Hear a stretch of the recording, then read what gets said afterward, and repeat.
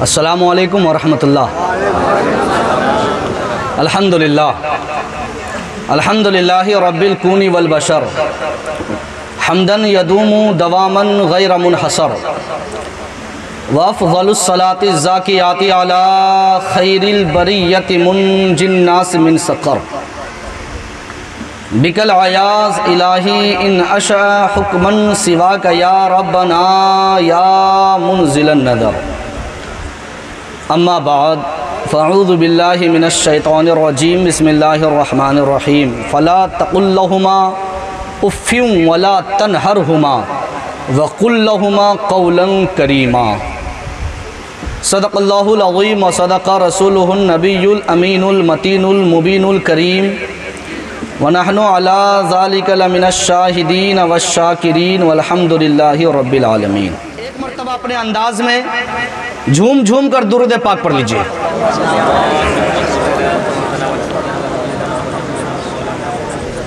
صلاۃ و سلاما علیک یا رسول اللہ صلی اللہ تعالی علیہ وسلم، سر تاب قدم ہے تن سلطان زمن پھول، سر تاب قدم ہے تن سلطان زمن پھول، لب پھول دہن پھول زقن پھول بدن پھول۔ نہیں سمجھے آپ لوگ؟ اگر اسی کو اگر شاعر کے انداز میں اگر پڑھتا تو پھر آپ لوگ مچل کر اچھل کر بولتے، اور ایک مقرر کے انداز میں بولا ہوں تو آپ لوگ جو ہے خاموش بیٹھے ہوئے ہیں، اچھلنے والے نظر نہیں آ رہے آپ۔ سر تاب قدم ہے تن سلطان زمن پھول، لب پھول دہن پھول زقن پھول بدن پھول، تن کا بھی ہمارے تو ہلائے نہیں ہلتا، تن کا بھی ہمارے تو ہلائے نہیں ہلتا، تم چاہو تو ہو جائے ابھی کوہ میں ہن پھول۔ سر تاب قدم ہے تن سلطان زمن پھول، لب پھول دہن پھول زقن پھول بدن پھول، اور واللہ جو مل جائے میرے گل کا پسینہ، واللہ جو مل جائے میرے گل کا پسینہ، مانگے نہ کبھی عطر پھر نہ چاہے دلہن پھول۔ سر تاب قدم ہے تن سلطان زمن پھول، لب پھول دہن پھول زقن پھول بدن پھول۔ اس بارگاہ میں خراج عقیدت پیش کرنے کے لیے حاضر ہوں جس بارگاہ سے امیر تو امیر، امیر تو امیر، غریب تو غریب، بادشاہ بھی اس بادشاہ کے دربار کے بھکاری ہیں۔ وہی رب ہے جس نے تجھ کو ہمتن کرم بنایا۔ میرے امام احمد رضا خان فاضل بریلوی علیہ الرحمت والرضوان فرماتے ہیں، وہی رب ہے جس نے تجھ کو ہمتن کرم بنایا، ہمیں بھیک مانگنے کو تیرا آستہ بتایا، ہمیں بھیک مانگنے کو تیرا آستہ بتایا، تجھے حمد ہے خدایا، تجھے حمد ہے خدایا، اور یہی بولے سدرا والے چمنے جہاں کے تھالے، سبھی میں نے چھان ڈالے تیرے پائے کا نہ پایا، تجھے یک نے یک بنایا، تجھے حمد ہے خدایا، تجھے حمد ہے خدایا، تجھے حمد ہے خدایا۔ حضرات گرامی، آپ اس پاک مجلس میں پاک محفل میں بیٹھے ہیں، میں آپ کو بتاتا چلوں جس پاک محفل میں آپ بیٹھے ہیں، جن کے ذکر کے لیے آپ بیٹھے ہیں، ان کا ذکر انسان تو انسان فرشتے بھی کر رہے ہیں، فرشتے تو فرشتے جنت پہ موجود حوریں بھی کر رہی ہیں، جن کا ذکر جنت میں موجود غلمان بھی کر رہے ہیں، جن کا ذکر جنت کا پتا پتا کر رہا ہے، جن کا ذکر دنیا کا ذرہ ذرہ کر رہا ہے، جن کا ذکر آسمان کی بلندی سے لے کر زمین کی پستی تک جتنی مخلوق ہے سب ان کا ذکر کر رہے ہیں۔ اور یہی تک نہیں بلکہ یہ تمام مخلوق جنہیں رب کعبہ نے پیدا کیا، ان تمام مخلوق کا رب بھی میرے نبی کا ذکر کرتا نظر آ رہا ہے۔ وَرَفَعْنَا لَكَ ذِكْرَكَ، رب خود میرے نبی کا ذکر کر رہا ہے۔ چند منٹ آپ مختصر انداز میں آپ سنتے چلیں۔ اللہ تعالیٰ فرماتا ہے فَلَا تَقُلْ لَهُمَا اُفٍّ وَلَا تَنْهَرْهُمَا، اللہ تعالیٰ فرماتا ہے کہ اپنے ماں باپ کو اف نہ کہو۔ اف، آپ کو کوئی مثال کے طور پر سمجھاؤں، آپ کو کوئی حکم دوں میں، آپ اس میں کہہ لیں اف، یہ سب سے تکلیف کی چھوٹی قسم ہے۔ کیا؟ ماں باپ کو ہاتھ چھوڑنا الگ، گالی دینا الگ، بدتمیزی کرنا الگ، اس سے بھی چھوٹا کیا ہے یہ اف کہنا ہے، نافرمانی کی یہ سب سے چھوٹی قسم ہے۔ اگر ماں باپ آپ کو کچھ کہے، آپ نے جواب میں کہہ دیا اف، کبھی ہوتا ہے نا کہ چار بیٹا ہے، چھوٹے والے کو کہہ دیا ہم ہی کو خالی کہہ رہا ہے، بڑا کو نہیں کہہ سکتا، یہ جملہ تو بہت بڑا ہو گیا۔ صرف لفظ اف یا چو صرف کر دیا تو اللہ تعالیٰ اس کے لیے بھی منع فرمایا ہے، سمجھ گئے؟ یہ جو تکلیف پہنچانے کی سب سے چھوٹی قسم ہے، اللہ تعالیٰ اس سے منع فرمایا۔ یہ تکلیف دینے کی سب سے چھوٹی قسم جس سے اللہ تعالیٰ منع فرماتا ہے، معاشرے کا جائزہ لیں، معاشرے کو دیکھیں، معاشرے میں زندگی گزارتے ہیں، معاشرے میں آپ ٹائم دیتے ہیں، آپ یہاں صبح و شام گزار رہے ہیں، آپ معاشرے کا جائزہ لیں تو آپ کو پتہ چلے گا ماں باپ کی کس طرح نافرمانی کی جا رہی ہے، کس طرح شریعت کی دھجیاں اڑائی جا رہی ہے، کس طرح شریعت کی نافرمانی کی جا رہی ہے۔ ایک باپ کی نافرمانی اس طور پر کی جا رہی ہے کہ ماں کی محبت کا غلبہ ہے دل میں، ماں نے اگر باپ کے خلاف کوئی بات کہہ دی تو ماں کے سپورٹ میں باپ کو مارنے کی طرف تل گیا، یہاں تک کہ اگر آپ کے دل میں باپ کی اگر محبت ہے تو وقتاً فوقتاً وہ محبت میں شیطان جب وسوسہ ڈالتا ہے تو باپ کے ساتھ بدتمیزی کرتے نظر آتے ہیں، زبان درازی کرتا نظر آتے ہیں۔ حضرات گرامی، یہ جو آپ کے باپ ہیں، یہ جو آپ کی ماں ہے، بارہا آپ نے علماء سے سنا ہے کہ ماں جنت ہے، باپ دروازہ ہے جنت کا، لیکن میں آپ کو بتاؤں یہ ماں باپ دروازہ ہی نہیں، یہ جنت میں جانے کا صرف ٹکٹ ہی نہیں۔ دنیا میں آپ رہتے ہیں، دنیا میں جو بھی آپ کام کرتے ہیں، جو بھی گناہ کرتے ہیں، اس کی سزا ملے یا نہ ملے یہ تو بات کی بات ہے، لیکن گارنٹی کے ساتھ جو باپ کا گستاخ ہوگا، جو ماں کا گستاخ ہوگا، دنیا ہی میں اللہ تعالیٰ اسے سزا دیتا ہے، دنیا ہی میں اسے سزا دیتا ہے۔ جو باپ کا گستاخ ہوتا ہے، جو ماں کا گستاخ ہوتا ہے، اللہ تعالیٰ اسے دنیا میں ذلیل و خوار کرتا ہے۔ اگر کوئی بندہ بدتمیزی کر کر، اگر کوئی بندہ بدزبانی کر کر اگر چاہتا ہے کہ وہ عزت پالے، تمہیں عزت ملنے والی نہیں ہے۔ اگر تم عزت چاہتے ہو، اگر مرتبہ چاہتے ہو تو ماں باپ کے قدموں سے لپٹ جاؤ، اللہ تعالیٰ تمہیں باعزت بنا دے گا۔ اگر عزت چاہتے ہو تو ماں باپ کی خدمت کرو، اللہ تعالیٰ آپ کو کیا بنا دے گا؟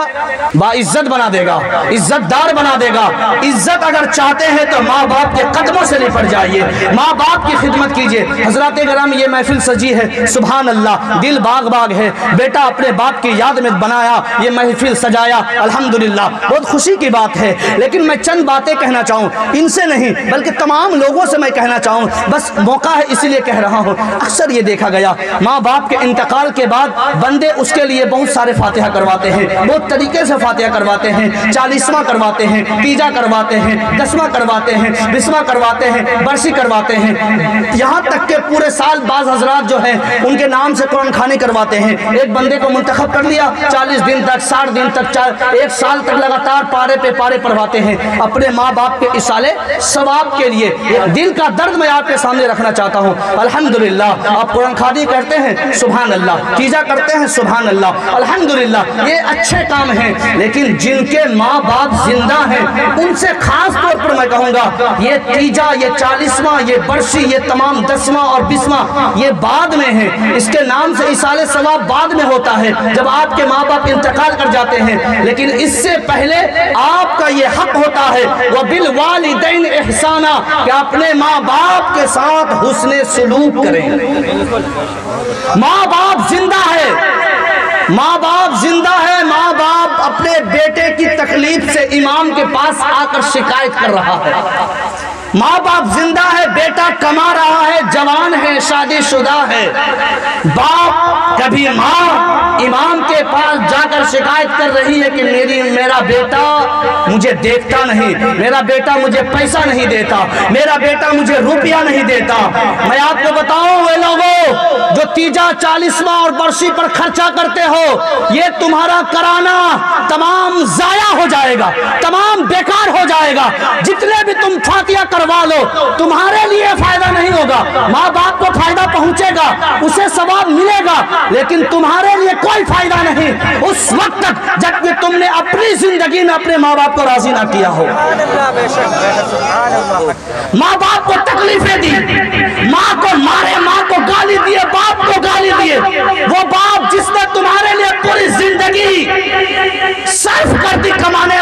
میں، تمہیں پڑھانے میں، دن رات کو ایک کر دیا کمانے میں، اسی باپ کو تم کالر پکڑ کے مارتے ہو، اسی باپ کو تم گالی دیتے ہو، اسی باپ کی شکایتیں کرتے ہو، اسی باپ کو ذلیل کرتے ہو۔ اگر اس کے نام سے مرنے کے بعد فوتیاں کرو گے، قسم خدا کی یہ اس کو تو فائدہ ہوگا، لیکن یہ تمہاری عبادت تمہیں منہ میں مار دی جائے گی، تمہاری عبادت قبول نہیں کی جائے گی۔ اگر قبولیت چاہتے ہو، محبوبیت چاہتے ہو، تو دنیا ہی میں اپنے ماں باپ کو راضی کر لو، اللہ رب العزت تم سے خوش ہو جائے گا۔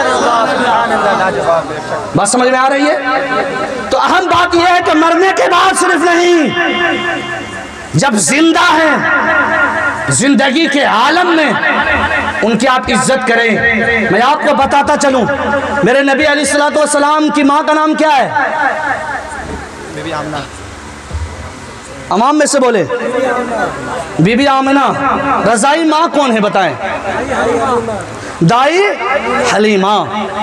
میں آپ کو ایک مختصر انداز میں بتاتا چلوں، دائی حلیمہ ایک جنگ کے بعد ہمارے نبی صلی اللہ تعالیٰ علیہ وسلم تشریف فرما تھے، تو گردن پہ نوری چادر ہے، صحابہ کی جھرمٹ ہے، حضور تشریف فرما ہے۔ اچانک ادھر سے ایک خاتون آتی ہے جو نقاب پوش ہے، نقاب پوش ہے، چہرہ دکھ نہیں رہا، کوئی دیکھنے والا دیکھ کر سمجھ بھی نہیں سکتا کہ خاتون ہے کون۔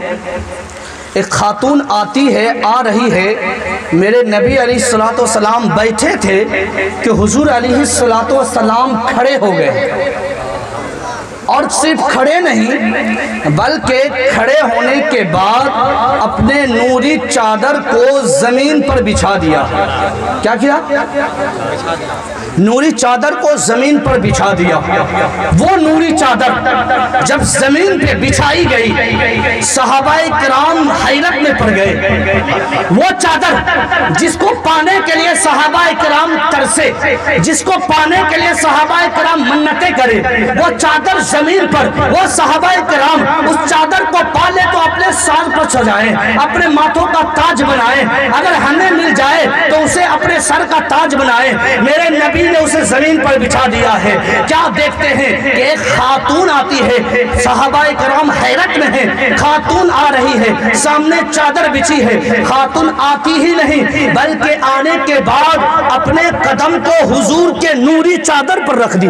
اللہ اکبر! نوری چادر پر ایک خاتون کا قدم، صحابہ کرام اور حیرت میں پڑ گئے۔ یہ کون سی خاتون ہے جس کے لیے نبیوں کے نبی سردار انبیاء نے اپنا چادر بچھا دیا؟ اللہ اکبر! سوچنے کا مقام، وہ کون خاتون ہے؟ صحابہ کرام حیرت میں تھے کہ اگر یہ چادر مل جائے تو یہ چادر کو سر پر کا تاج بنا دوں، لیکن حضور زمین پر بچھا دیے۔ ایک خاتون آئی، اپنے قدم کو نوری چادر پر رکھ دی، حضور علیہ السلام سے فریاد کرنے لگے، یا رسول اللہ فداک ابی و امی، آپ کے قدموں پر میرے ماں باپ نچھاور۔ حضور یہ نوری چادر آپ زمین پر بچھا دیے۔ یہیں تک بس نہیں کہ یہ خاتون آپ کے نوری چادر پر قدم رکھ دی، تو میرے نبی علیہ السلام فرماتے ہیں، پوچھنے والوں میرے محبین، تم پوچھ رہے ہو یہ خاتون کون ہے جس کا قدم میری نوری چادر پہ پڑ گیا؟ تو سنو یہ کون ہے، یہ کوئی اور نہیں، میری ماں حلیمہ ہے۔ میری ماں حلیمہ ہے، جنہوں نے بچپن میں رضائی ماں ہیں، میرے نبی علیہ السلام کو دودھ پلائی تھی۔ تو میرے نبی علیہ السلام کو دودھ پلانے والی ماں کا یہ مرتبہ جس کے لیے امام الانبیاء چادر بچھا دے، تو بتائیں حضرت آمنہ کا کیا مرتبہ ہوگا؟ اب سوچنے کا مقام یہ کہ آپ اپنی ماں کے لیے کیا اپنے سر کا تاج زمین پر بچھاتے ہیں؟ کیا اپنی ماں کے لیے آپ اپنا فرش اپنے ماں کے قدم کے نیچے رکھتے ہیں؟ نہیں رکھتے۔ آپ سوتے ہیں سب سے اچھے روم میں، آپ سوتے ہیں اے سی والے روم میں، آپ سوتے ہیں نرم نرم گدے میں، آپ سوتے ہیں 60,000 1 لاکھ کے پلنگ میں۔ آپ کی ماں باہر میں چوکی میں سوتی ہے، آپ کی ماں کھٹیا میں سوتی ہے۔ بتائیں کیا آپ نے کیا ہے اپنی ماں کے لیے، کیا کیا ہے اپنے باپ کے لیے؟ اگر آپ اپنی آخرت سنورنا چاہتے ہیں، اگر آپ چاہتے ہیں کہ دنیا میں بھی کامیابی ملے، مرنے کے بعد بھی کامیابی ملے، تو آج ہی سے اپنے ماں اور اپنے باپ کی خدمت کرنا شروع کر دیجیے۔ اسی میں بلائیں، درود پاک پر اللہم صلی